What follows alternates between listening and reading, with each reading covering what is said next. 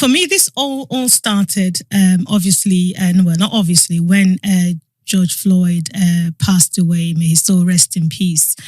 And I had a couple of conversations which really wound me up. And they were with other Nigerians like me who were basically saying, we all need to man up and, we need to handle these things and, we need to better ourselves and stop crying. And the view very much was that George Floyd was an other and he hadn't done something or he had done something to cause himself to be in that position. That was what those conversations were inferring. And we as a people need to get ourselves an education. We need to find ourselves jobs and we can do better. And that really wound me up. And I went back home and a few days later, I did a video which basically said that we are all George Floyd. And my message was to all Black people to say, I don't care where you are, whether you're a doctor in the UK, a basketball player in the US, a commissioner or whoever important person in Nigeria, in the Caribbean, South Africa, Brazil, wherever it is you are George Floyd. And in that, I referenced a book that Dele had written called Fatherless that I had read, which was basically talking about Nigeria and Nigeria's origins and why Nigeria is today, which we'll talk about later on. Okay. And I also mentioned other books which I thought were relevant that we need to go and read history to understand what happened to us as a Black race that brought us all to this point where we are now all George Floyd.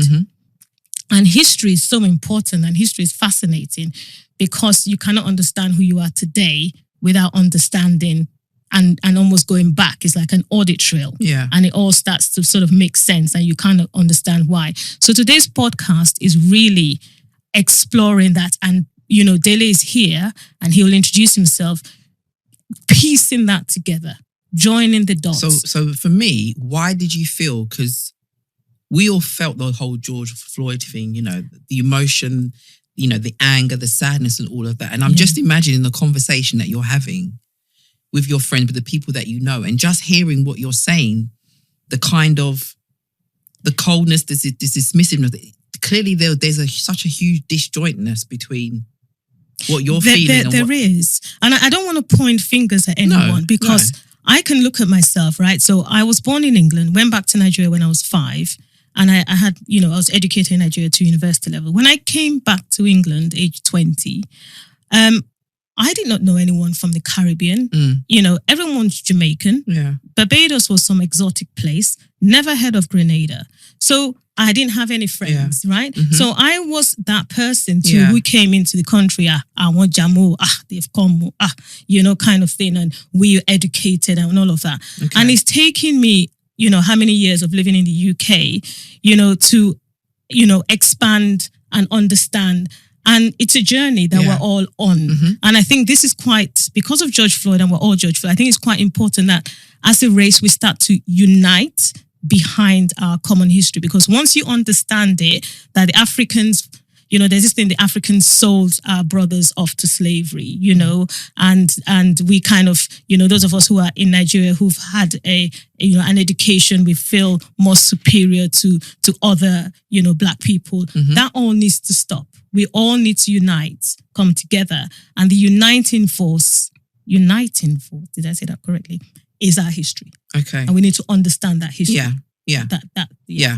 Because that was a moment for you. I feel like that was a moment for you. It was. For you putting that video out, we're going to post it on Instagram. We haven't done it on our podcast.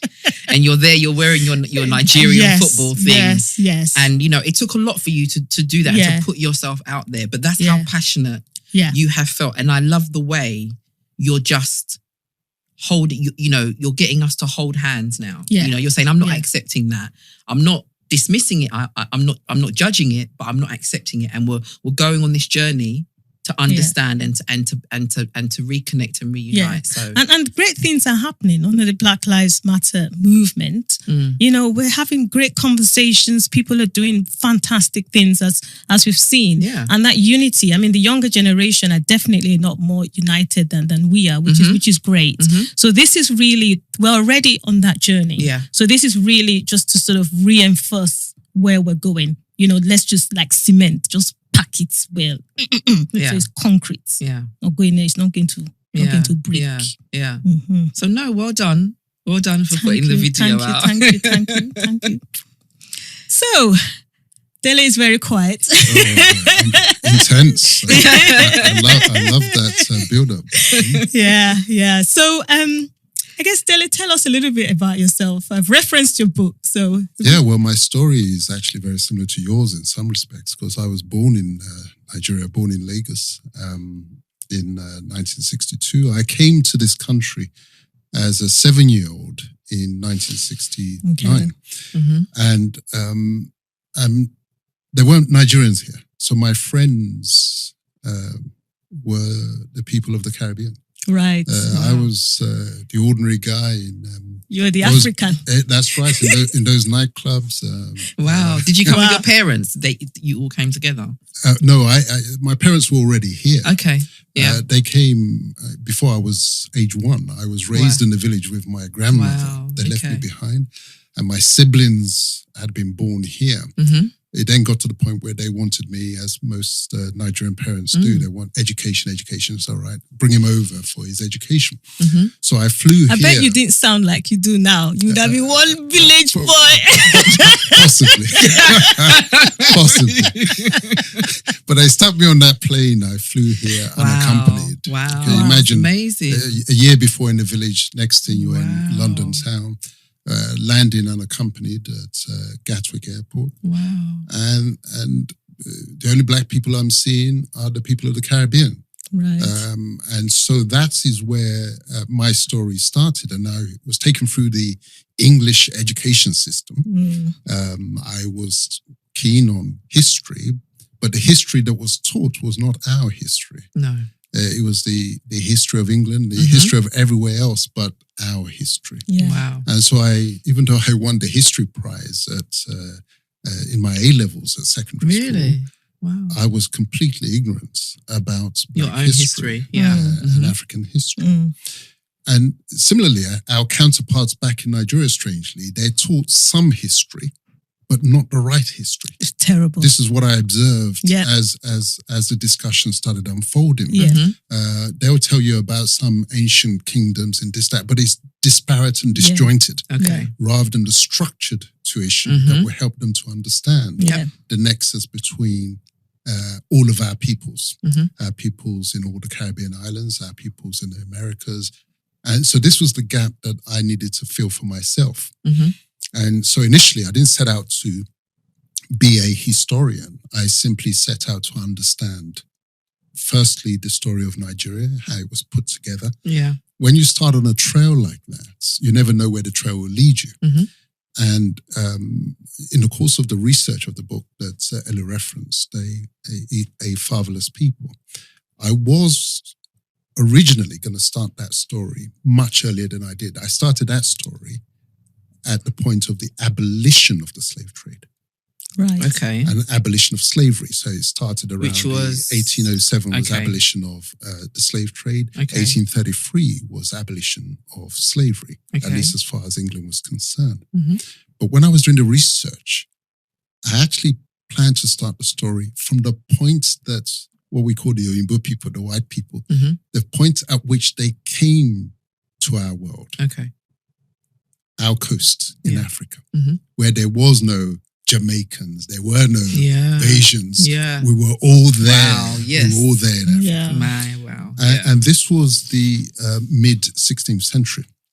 And what I observed was that the trigger for at least the English entry into the slave trade was a curious one that many people do not understand, even the English themselves. It was this. It was Henry VIII's desire for a second wife. So it's the same Henry VIII, the same guy. The same dude. What do you mean the same guy? The same dude with his 6 wives. Yes. What was it? The headed died. Catherine. Yes. Yeah, Catherine was his first wife. All right, okay. She was the daughter of the King of Spain. So what we learned at school was the irrelevant part of his life. Not the irrelevant, in terms of my history, the irrelevant part, which is what stuck with me, is the wife. And we didn't know how close we were to the source of the creation of our diaspora. Okay. Because it was his, isn't it ironic that in our lands, our fathers and our mothers had no problem with second wife, third wife. If a man was capable of looking after his family, there was no distinction or discrimination between the offspring of the second or the third wife. Okay.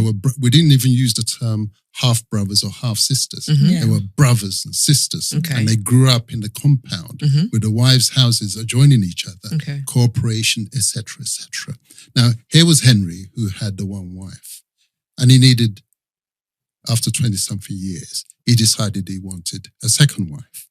He applied. Now, at this point, you've got to understand that England was Catholic. Yeah. And the whole of Europe was Catholic. Yep. And the Pope was the most powerful figure on earth. Yep. So in timelines, where are we in time? We are mid-16th century. Mid-16th century. We're 1540s, around about there, 1550s, etc. Okay. Cool. And so Henry wants a second wife. If he had been an African, no issue. Okay. You just proceed. Here he had to apply to the Pope for permission to take a second wife.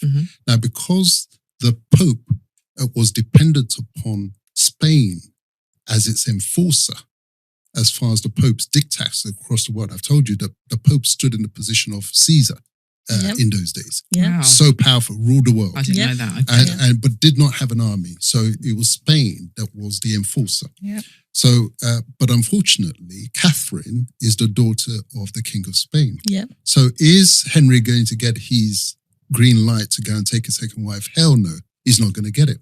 To cut the story short, what then happens is this. Henry decides he's going to have that second wife, whether the Pope likes it or not. So he decides he's going to set up his own church, the Church of England. Yeah. And he appoints himself the head of the Church of England and grants himself his divorce and takes his second wife. What then happens is this. Because at that time, the slave trade in its early years was a monopoly of 2 countries, Spain and Portugal. Under license from the Pope, it was the popes that granted the license. In what countries? There's the Pope in Rome. Yeah. Yes, granting a license, a monopoly license, right? Okay. To the King of Spain for taking our people into slavery in Americas, and the Caribbean. Right. Okay. Portugal was given a license, a monopoly license, to export our people out of Africa. But at that time, our people were not. So at that time, slavery wasn't what it became. No. Later on. Yes. See, this is a point of confusion. Yes. They always try and say, "Oh, there was slavery going on in Africa thousands of years." Yeah. Right. It was nothing like what it became. It became an industrial enterprise. Yeah. It became a sadistic enterprise. Yeah. Whereas as it was, the form that it existed in our continent, in our homeland, it was almost just like an extension of a house girl. Yeah. Such that it wasn't a money relationship. You didn't pay staff. They worked and they fed, etc. Right. But the torture, the branding and all that stuff never happened. It never happened. Never happened. And then also you were not, so what happened in America is that you slaves and your descendants were then slaves. Whereas in the past, that was not the case. It just so happened that, somebody conquered your village and you came and you worked, but you were free, if that makes sense. It was almost a little bit, I'm going to annex that next village and they're going to work for me, rather than all your descendants from now forever are going to be beaten and enslaved. Completely different. And these were genuine, to the extent that they were captives of war, these were genuine wars, not the kind of wars that happened later, which were sponsored wars in order to generate the supply. Yeah. Wow. Because initially, when they went to the coast, the Europeans, they kidnapped the first few. But of course, people get wise that as soon as those ships come, run as far as possible. Mm-hmm. So they then had to co-opt people on the coast to say, look, we're not after you. We will supply you weapons, guns, etc., anything you need. You go and attack the next village and you supply, bring them to us, basically. And then we take them off. But let me return to the significance of Henry VIII. Yes. At that point, it was Portugal and Spain until Henry needs his divorce. Henry then sets up his Church of England to give himself the divorce. The consequence of that is this. England is no longer subject to the diktats of the Pope. Yeah. This was the original Brexit. Yes, this was the original Brexit. We're leaving. We're out of here. Thank you. So Henry declares Nothing new under the equivalent of Brexit. Innit? This was spiritual Brexit.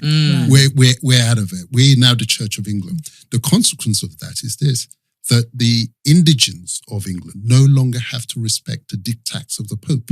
Okay. They can now force their way into the trade. And so this is how it was actually Elizabeth I, Queen Elizabeth I, and this is 1562, is when the first slaving ventures now traveled to the coast of Africa, and they began to buy our people. Yeah. Okay. And I think it's interesting because at the time the Europeans were fighting themselves. They fought wars, especially the wars when England decided to become Protestant. It didn't just happen, and therefore the European peoples who were coming into Africa were peoples that were used to fighting amongst themselves and warring amongst themselves. So if you think of all the weaponry that was used and brought in, that was because on our continent, of course, there's always, as human beings, we always know there are always skirmishes and there's always rivalries and things like that. But we did not have the extent of that sort of warring mentality that the Europeans had. So if you could look back in history, you think about the Spanish Armada and all the other, all the history we learned here, but when my kids were in school, it was one war after the next. That is so true. And you see, this is why history and the narrative is so important, because the narrative is part of how you keep people down or you lift them up. So the narrative that was pushed out by the victors was that these Africans were always fighting and killing themselves. There was no, whereas the reality, Africa was a land of peace.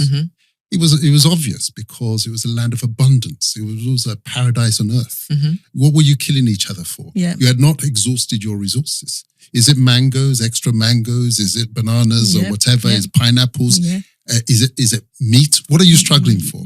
As compared with Europe, which was stony ground with their harsh winters, etc. Right. So the reason they were able to come in and do as they did was simply because of superior fighting experience, superior fighting weaponry. Wow. It was the guns, etc., that changed the balance of power, that enabled them to just round people up in the way that they did. Right, okay. And of course, when Henry is pulling out of the Catholic family, the Pope's not going to sit back and just allow it to happen.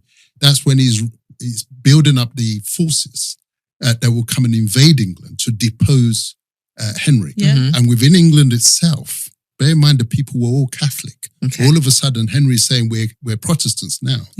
Now, faith is a powerful thing. So you can imagine the people didn't just all of a sudden say, oh yeah, Henry said we're all Protestants now. We're Church of England, therefore that's it. We all switch over.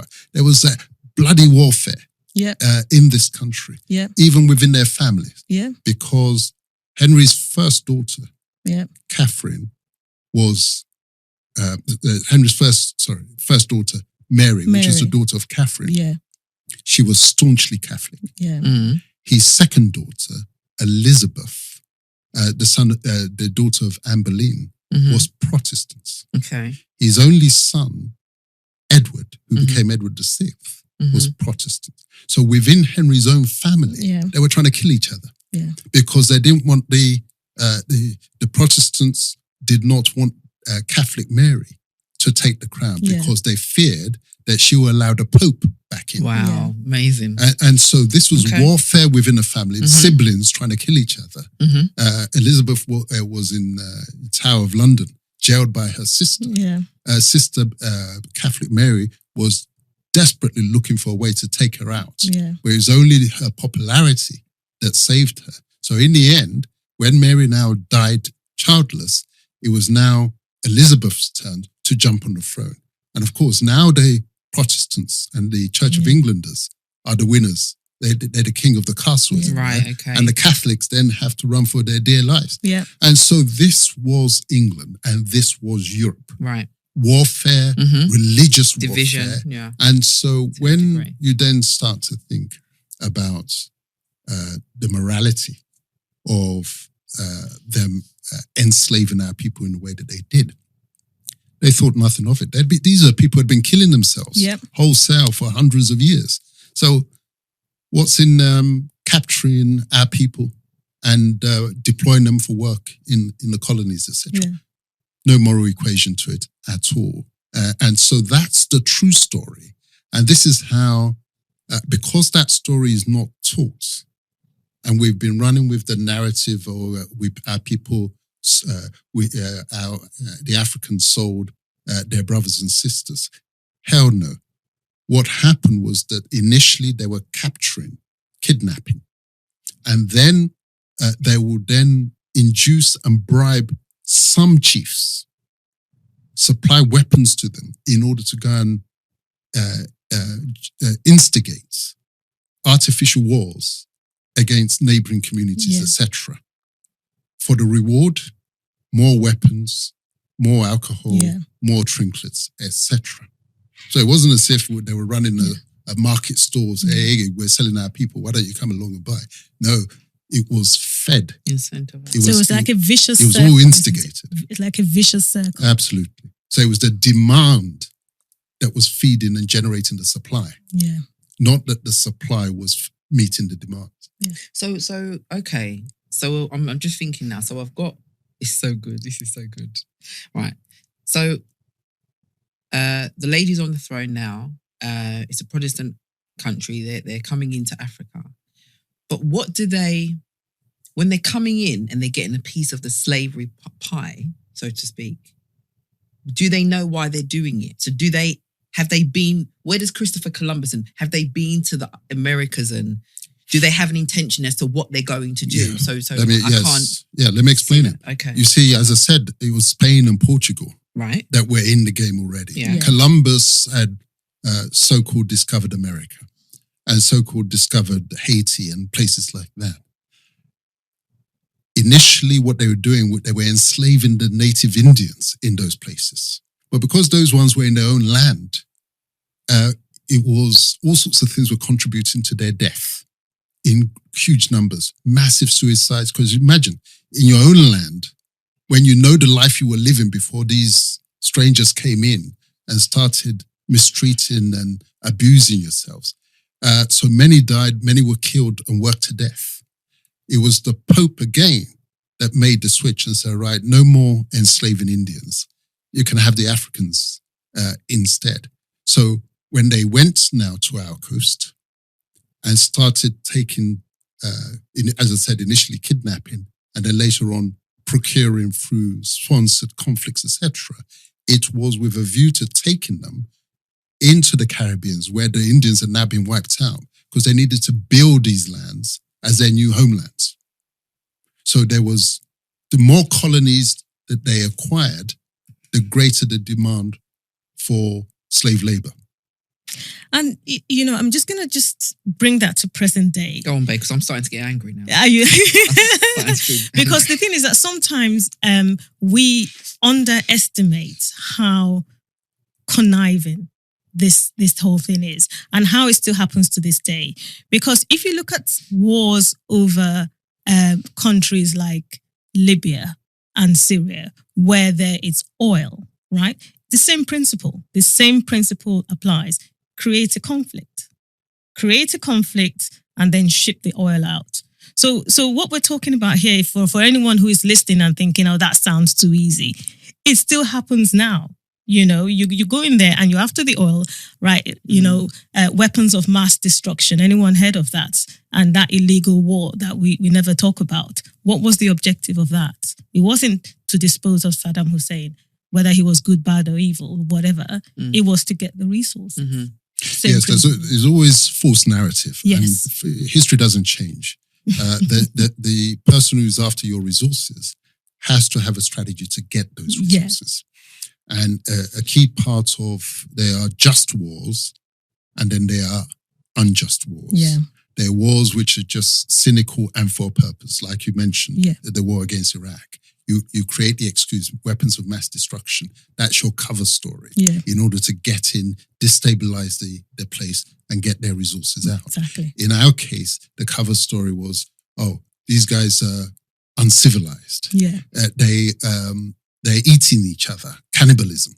I laughed when I looked into that. I said, Africa, a land that's teeming with animals. I know. Of all varieties, etc. And that's like the Garden of Eden. It's only a mad person that's going to now say he's going to eat a fellow human being. As compared to lands where there's frosty ice and no live animals whatsoever. And how you're going to get through the winter.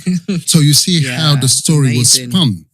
And a peaceful peoples. And Columbus in his own records acknowledges that these people were peaceful. You know, when there's too much sun on your system, you're too as happy. Our land, you're too happy. So where's your anger going to come from? There's so much truth coming out here. We're trusting. Yeah. So when they come in, say, come on in. You know, there's room for... And you know what? We're still like that today. We're still like that. And that is why, you know, and, you know, I'm always, you know, a little bit like, I don't want to talk white, black and everything, but, you know, this is where we are now. This is how we speak now. And still to this day, one of the things to talk about in terms of white fragility is the fact that because what was done and is so bad, a lot of white people are scared that we're going to get angry. And especially when you go back to sort of the, you know... But we're not already angry. Well, but they're scared that we're going to come and we're going to do something Do bad. Do them something. Yeah. But what again with history is that we're not that kind of people. You know, we're not that kind of people. We're not that kind of, right, I'm going to come and, you know... You are. Step. It's not us, it's you. So anyway, I have a question for you, Dele. So, how? So it's all started. It's all, you know, they're doing sort of divide and conquer. You know, sort of, you know, create a bit of chaos there. Let's take the people out. That's all happening. But at what point did they now decide that you know what, these people that we're bringing into the Americas, let's make them permanently enslaved peoples, because that was actually a decision that was made. It didn't just happen. Hold on. Before, babe, slow down. You just like jumping in. Slow down. So before you turned up, me and Dele was talking. We was talking about the religious element of it now. So he's taken us on a journey. They're now coming in. They're using weapons. They're coercing. Yeah. And then we're going to talk about how they're transporting us and what the narrative of some of the names that they use. Yes, I mean, because that's so powerful. It is, because what's my new book on the slave trade is titled A Slave Ship Called Jesus. And when I say that, people look in shock and horror, especially our people. Yes. I said, what? The truth is that excellent title. There was a slave ship called the Jesus of Lubeck. And there was another slave ship called the Grace of God. And that set me thinking, so hold on a moment. How do you reconcile these two irreconcilables? Mm-hmm. The evil of this trade. Yeah. And the faith. Yeah. Religion, Christianity. Mm-hmm. How is it that slave traders were writing hymns like Amazing Grace that all our people love to sing? Mm-hmm.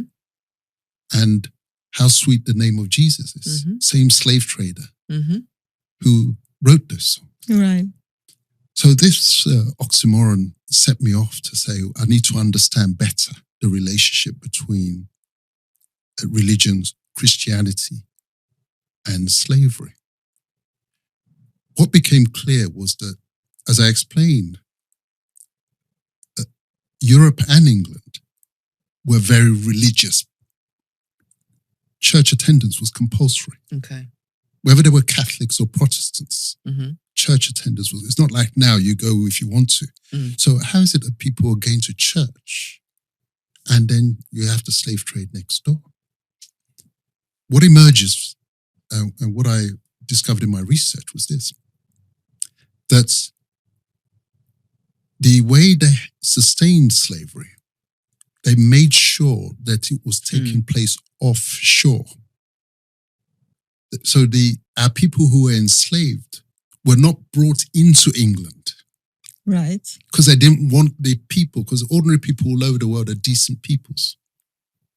These were the viciously greedy. Yeah. The evil.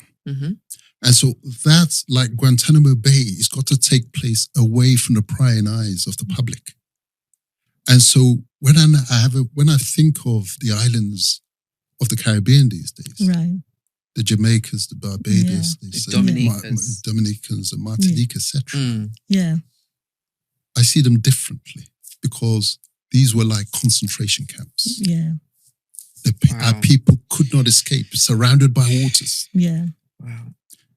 Far removed from the eyes of the public. So they could go to church in England, they could go to church in France and Spain, etc.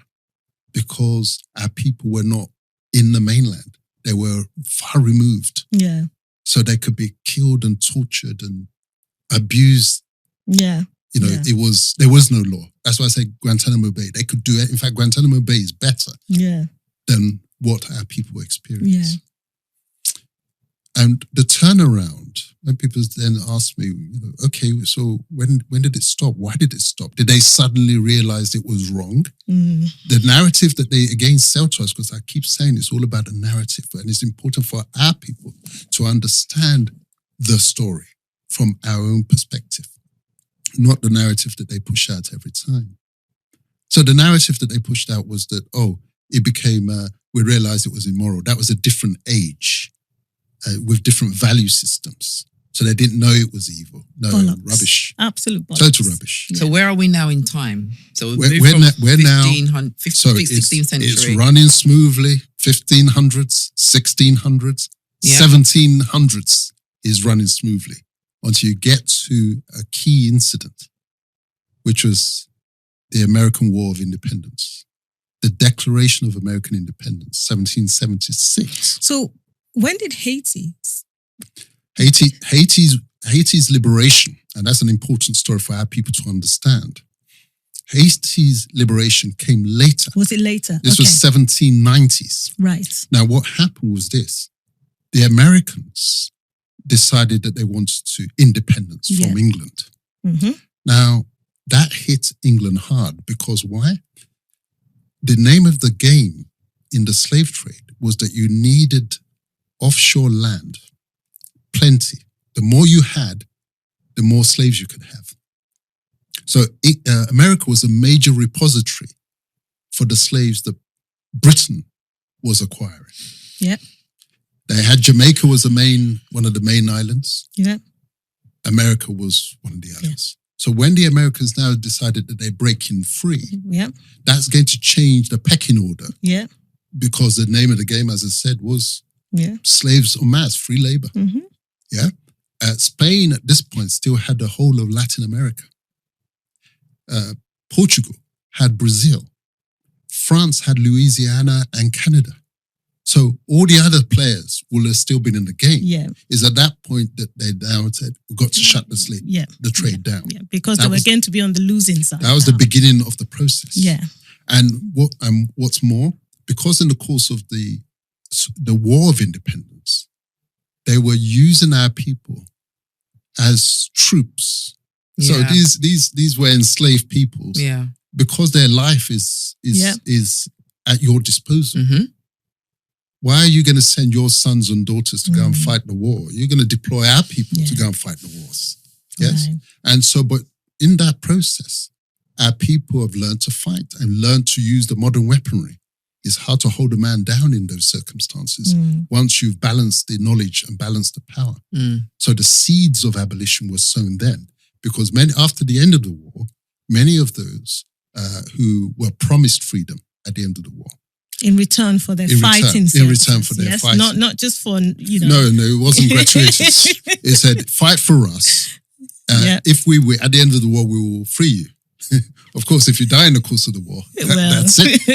But at the end of the war, we'll free you. So at the end of the war now, on both sides, because both resorted to the same tactics, right, to say, right, we'll deploy the Africans against you.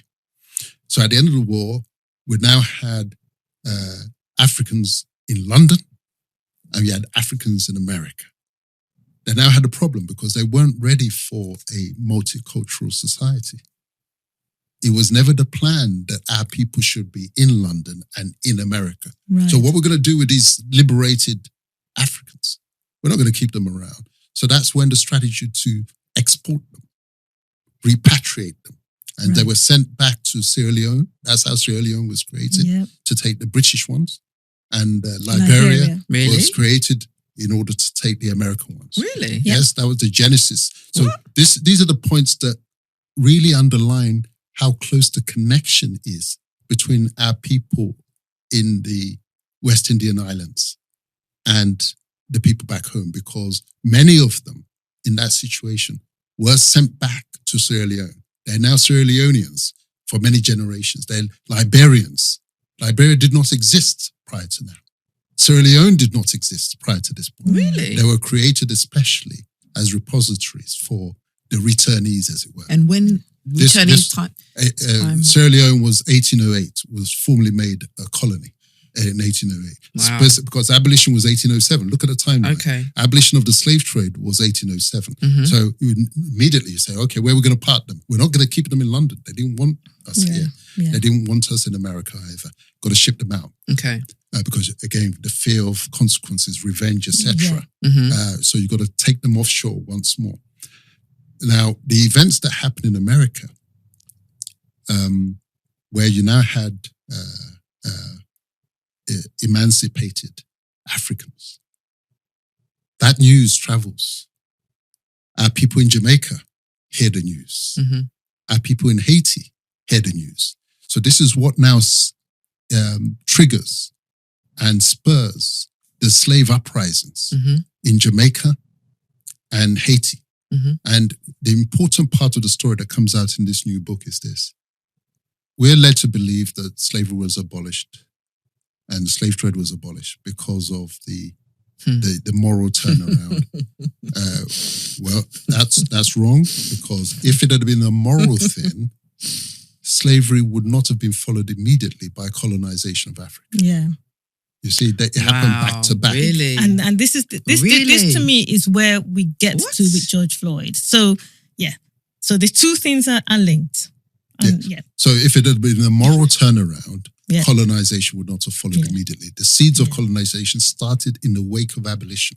Wow. And they started in the wake of, in terms of timing, you have to bear in mind that they've been supplying all these weapons, exporting our people out. Guess what's weakened? The motherland's weakened now because they've lost, how many million people had they've lost as well. So this is also, so as much as people were leaving and exporting our people out, the people left behind were not sort of sitting there thinking, wow, this is great. There's an impact on the motherland as well, which is why they were able to colonize the motherland all within that sort of 1800 time. A huge one. You can imagine cousins, neighbors, friends, all of a sudden disappeared out of your life. Because we only sometimes focus on this issue on the basis of the ones who were taken away. But the communities out of which they were wrenched were completely destabilized. These wars destabilized them. It was difficult now to sleep at night because you're for fear that the slave raiders will come at night again. So the whole society was torn upside down. You had set villages and against villages. You had set towns against towns.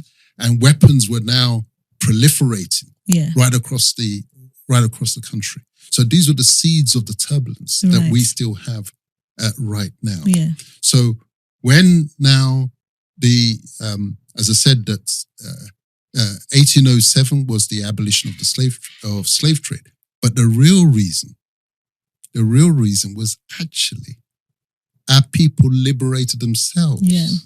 So in the book, I draw a distinction between those who were campaigning for abolition of the change of the law. This is the Wilberforces, etc. Just change of the law. That's one form of abolition. Yeah. But change of the reality and the fact of slavery was done through the barrel of the gun by our people. Yeah.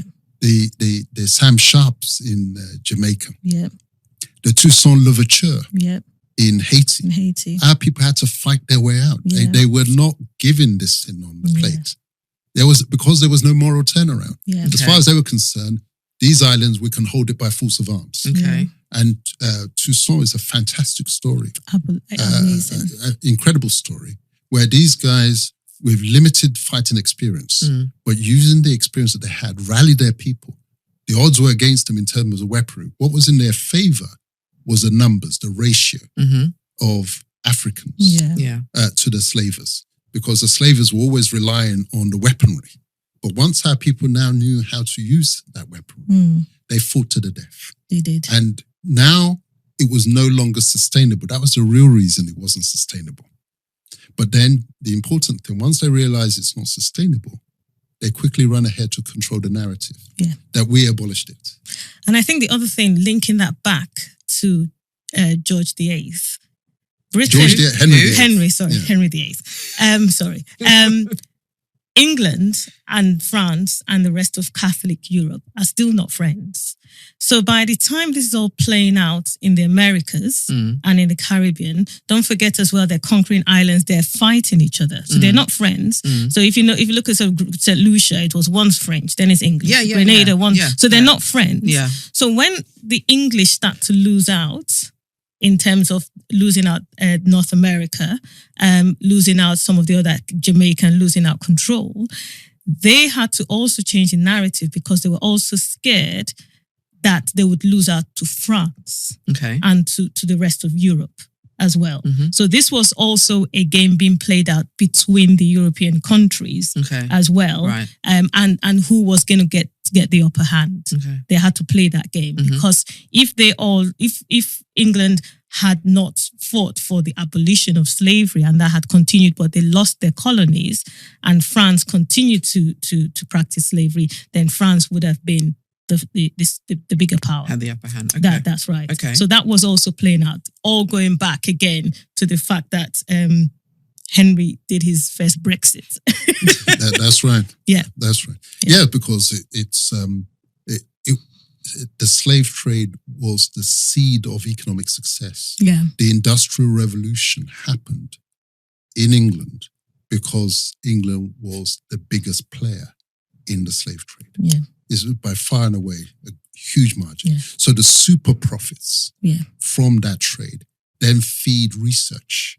They feed the libraries. They feed the development of books, etc., etc. The leisure life, the all in that side. timeline. So it's all in that timeline. Absolutely. So same timeline. The Industrial Revolution, you date it to 1750. But the slave trade is still kicking off at that stage. In fact, it starts earlier, but they normally point to 1750 because with those super profits, you can fund research now. Yeah. Discoveries. Yeah. All these discoveries. What we were reduced to. Yeah. We were reduced by virtue of this experience to almost spectators in the game of life. Yeah. Yeah. I read this book. Whereas those ones who had the super profits could now sit back and think further forward, think ahead, improve the weaponry. It is almost like it's like a balancing. It's like a scale, isn't it? So basically, as Africa got underdeveloped by Europe, Europe got developed. So literally the scales just tipped. And the tipping point, what tipped it was this slave trade. Now, again, the reason why we're all George Floyd, and I'm just going to make sure that we bring that back in, was that our people that were in the diaspora that suffered for the effects of slavery had challenges, but the rest of the motherland was underdeveloped as Europe got developed. And therefore, we also are now still suffering to this day the effects of all of that. I'm I don't want to. I want to make sure that we always bring it back to that point, because that's absolutely critical. So it's like we all different. Our people got went to the diaspora. We remained back home, but the end point is the same. The outcome of it is the same. What I learned today was the colonization started straight. So absolutely. Back to back. Talk about that. Well, this is it. And interestingly, again, this is what would really underpin the connection between our people in Africa and our people in the West Indies and the America.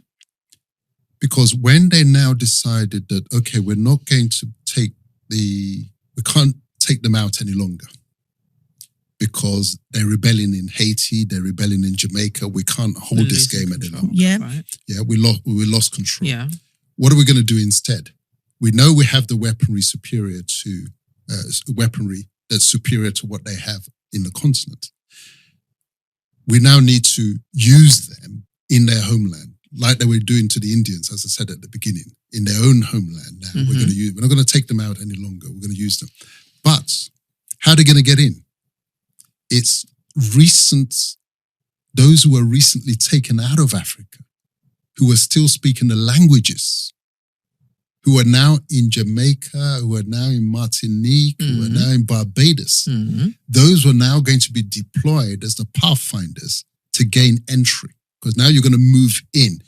During the slave trade, they were staying offshore. They were relying on the coastal kings. You go into the hinterland with the weaponry and bring them out. Now that game is over. Now they're coming. Colonization means we're coming in. How are they going to get in? They need the languages. They need the people who know the way. And the people who know the way are the ones who were recently taken out of the place, who still know the language and still know the routes and the pathways, etc. So what they started to do was to now Christianize them. This is why there was mass baptisms in the English islands, in Jamaica, the mass baptism around about 1807. There was actually can you imagine? There was a Bible specially written for slaves, because they didn't want them to. I need to see that. I need to see that. Yes, it was actually published. I got a lot of reading. It was published in 1807, the same year as abolition of the slave trade. Because bear in mind, important detail, they weren't abolishing slavery at this point. It was only the slave trade they were abolishing. So the ones who were enslaved were still slaves, notwithstanding the abolition of the trade. There was going to be no fresh supplies. Right. But the ones you got, they're still slaves. So now, again, you deploy those ones as pathfinders to get into the mainland. So now they are now introduced to Christianity. So many of them are now engaged as missionaries to now take the Bible into Africa. So that becomes the pathway to come in, get into the mainland, in the hinterland proper, now with the Bible in hand, to Christianize. And the Christianization is the first step towards colonization. And it all happens back to back.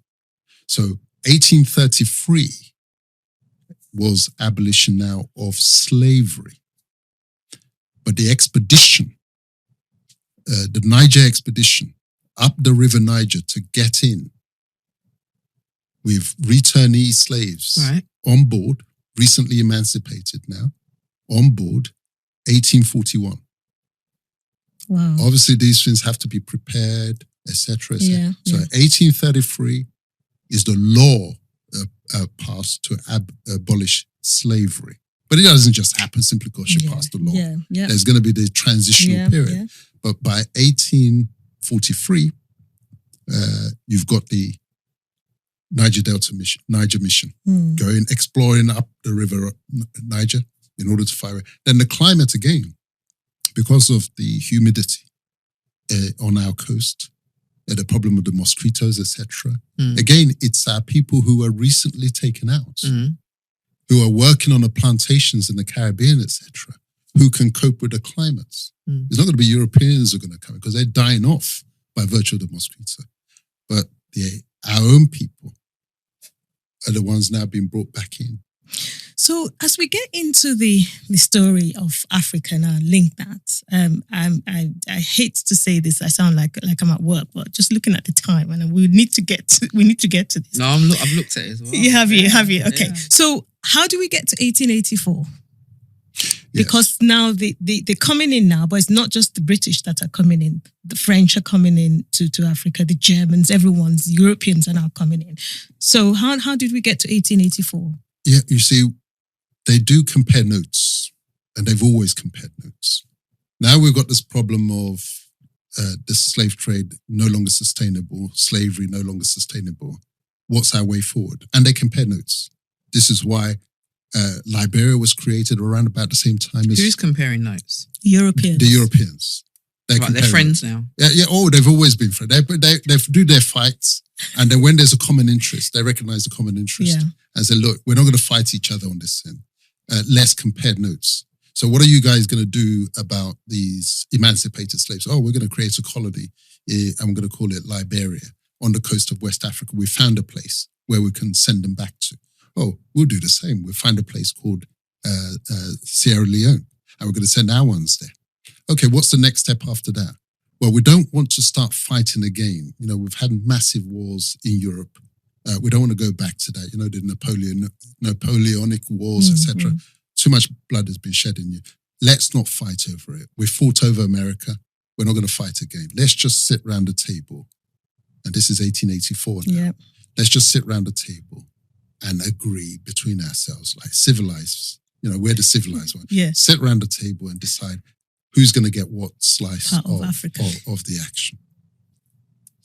Yeah. Yeah. So they sit down, they carve up the continent. Is this real? Is this the Berlin Conference of 1884? I saw something on Instagram where there's a picture of Africa, right? And every country in the world is mapped into Africa. That's right. I'm like, pardon? Yep. That's exactly how. And you're carving that up. Who are you? That's exactly how. Who are you from there? Well, this is the dots we've got to connect, right? So slavery ends now. They've lost their income. They need to come into Africa. Africa is weakened. They all kind of say, okay, let's be friends, kind of thing, and let's sort of, figure this out. And they sit down together and they divvy it up amongst themselves. Exactly. So 1833, abolition of slavery. Now we're going to go in. This is where the explorers, when we're at secondary school, they're teaching us about the Lander brothers and I forgot some of the names of the other ones, Livingstons, etc. Yeah. These are spies. These are intelligence agents dressed up as explorers who are finding the paths of the rivers because the rivers were the roads then. Yeah. So you need to map the place out. So the maps are now drawn up, etc. Mm-hmm. And then you get to 1884, the scramble, because at this point they're beginning to rush, grabbing different chunks, and it's going to lead to warfare. Yeah. And so Germany, Chancellor Bismarck says, hold on a second. We don't need to fight over this thing. Let's do it the European way. Let's have a conference. I'll host a conference in Berlin. And all you guys come in as delegates. We'll put the map on the table. And we have to adopt a criteria to decide who gets what. And so the criteria that they adopted was, they called it effective control. If you've what they call pacified the place with your weapons, you're in control of that place, then you can claim that territory and you can follow that land all the way on a straight line.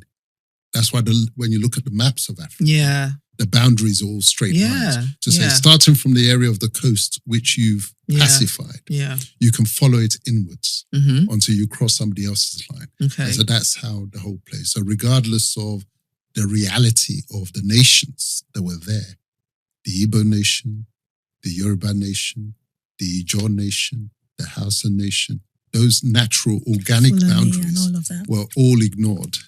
Just follow the line. And then that gives you a space called Nigeria. Wait, who called it Nigeria then? That was the wife of the mistress. She was actually the wife. She was a mistress initially, and the wife of Lugard, who was the colonial governor that the British appointed to pacify and control that area. So it was his wife. So that's a whole book in itself. So that's Dele's book. Yeah, that's the other one. The Fatherless People. Fatherless People. Yeah, okay, that explains such a powerful. Because title. when I read that book, because one of the things that struck me with that book, Dele, was that, like you said, it was one part. So Nigeria is a big country, and how many tribes are we? Well, I never use the word tribes. Yeah. Ethnic groups. Ethnic groups. Because the tribes I know it just has misleading. Yeah, it is. Right. It is. They use that language deliberately because the Welsh, Mm. are 1.2 million in population. Mm. They're called a nation.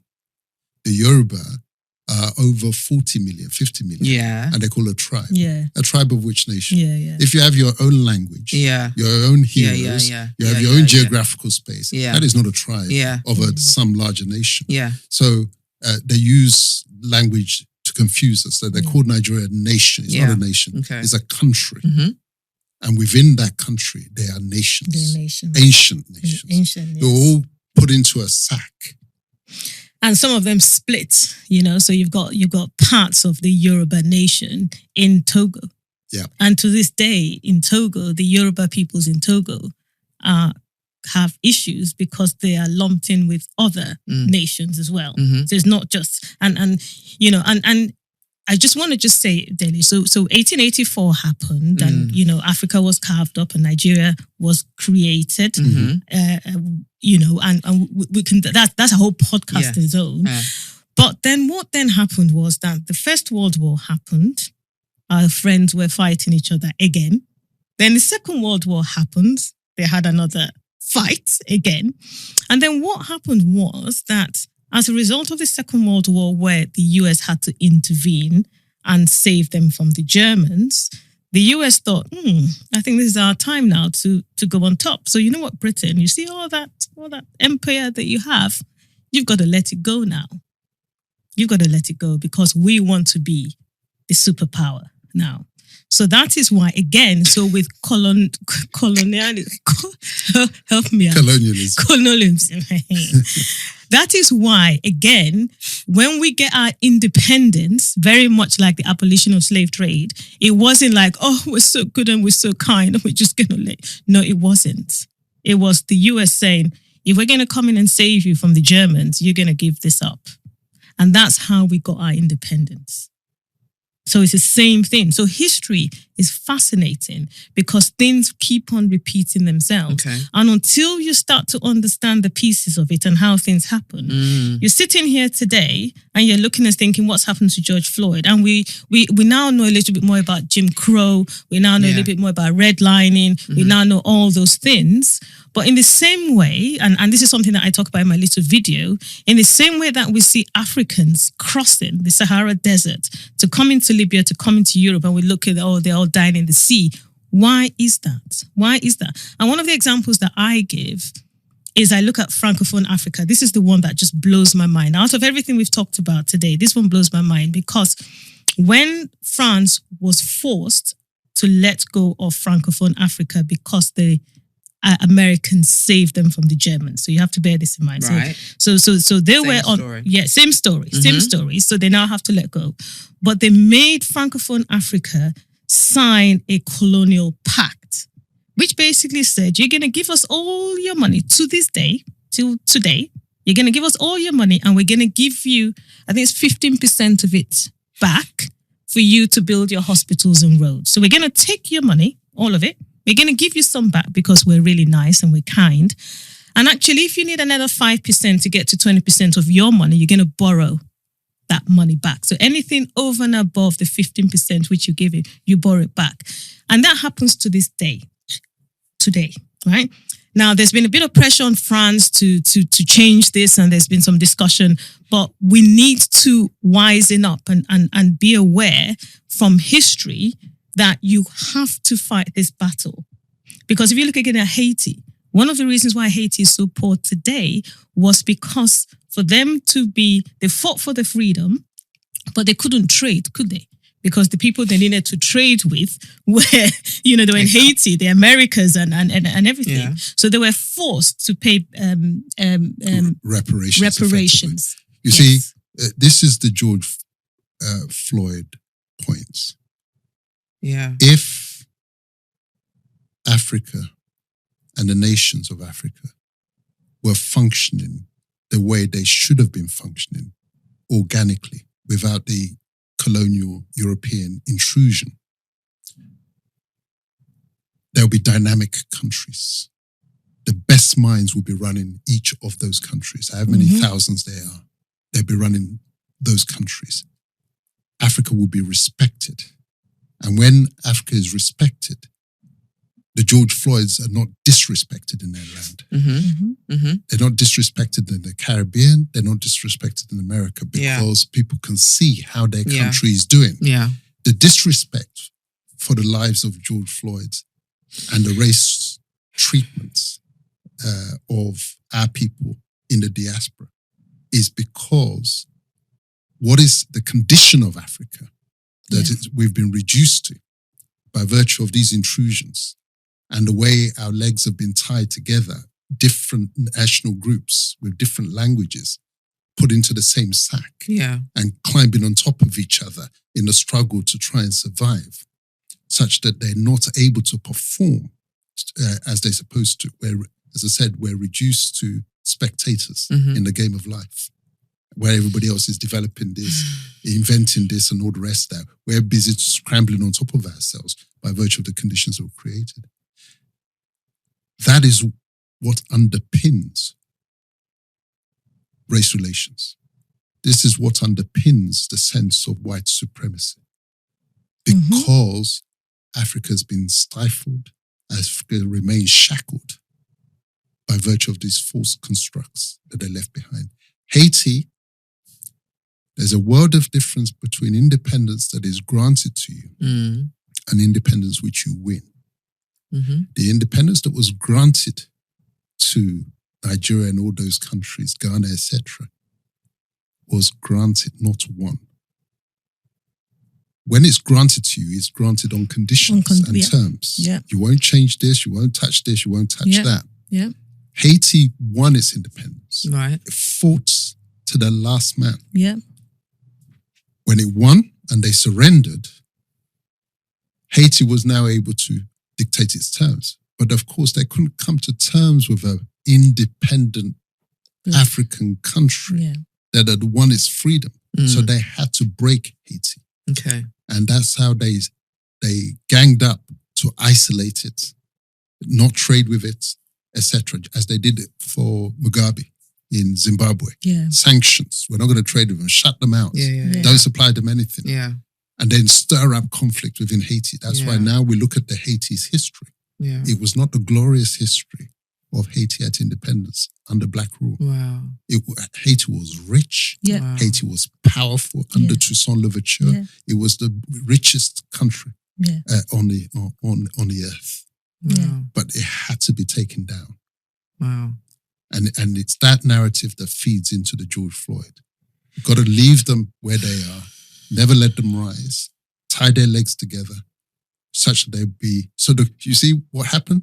In a nutshell, I'll end on this note.